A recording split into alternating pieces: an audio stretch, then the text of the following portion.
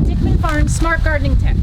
So we love watching the deer and the rabbits out in nature. They're so beautiful and so cute, and for some of you so yummy.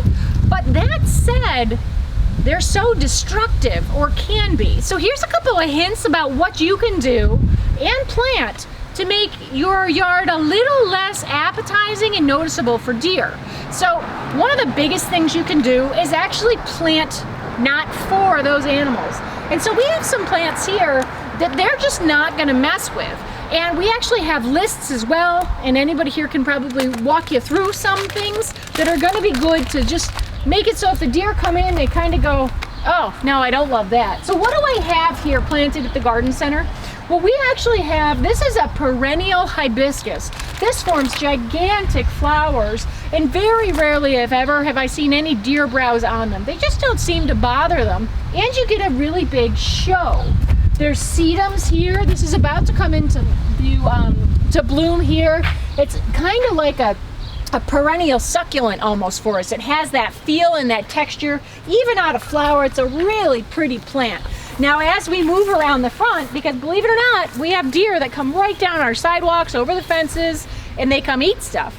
We have things like this. This is Henry's Garnet Sweet Spire. This is actually, it has little white flowers, and then in the fall turns beautiful burgundy red, which is great, so you get a couple of seasons.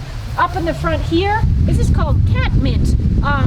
Wonderful for our pollinators, but the deer don't like it. Anything in the mint family or anything that has sort of oil essences, so mints, lavenders, a lot of those things, heavy fragrances, they don't like. Now daylilies, that's a catch-22. Daylilies, they're gonna put the flower spikes, and sometimes deer will come through and eat those flowers. But did you notice what we did here?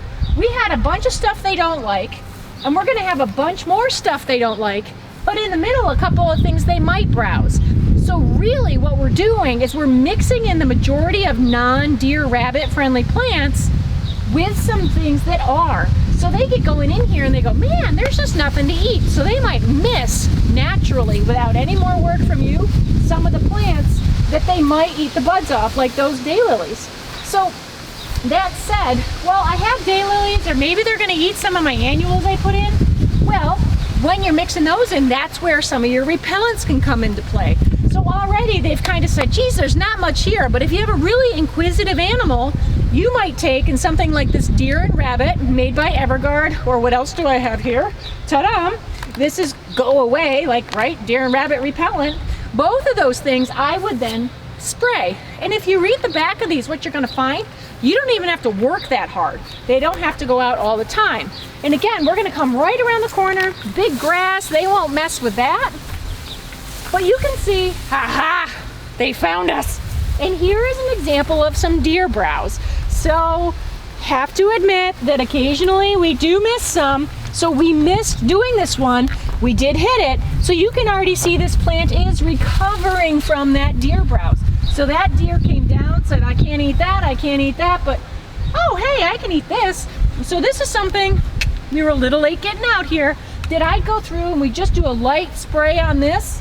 That says spray, spray, spray, let it dry, and then there you go. Now, you might have something at home that maybe you want to protect. Now, I know this says Bird X, but in the summer, you could use something like this on something small, maybe a perennial, throw it over, and they might nose into it, but they're not gonna go to town if they're not used to eating at your place.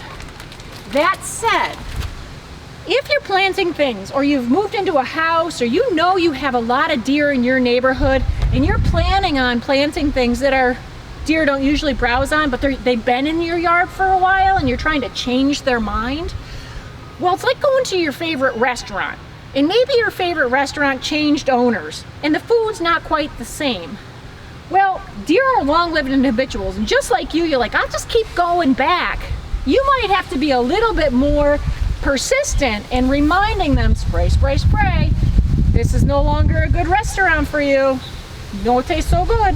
So those are just some hints about what you can do, about plants that you can put in that they won't mess with, what you have to do if they have some plants in that they will mess with, so that you can be successful in your gardens and enjoying the deer and rabbits over there but not over here. So come on in. You know we want to help you and can't wait to see you.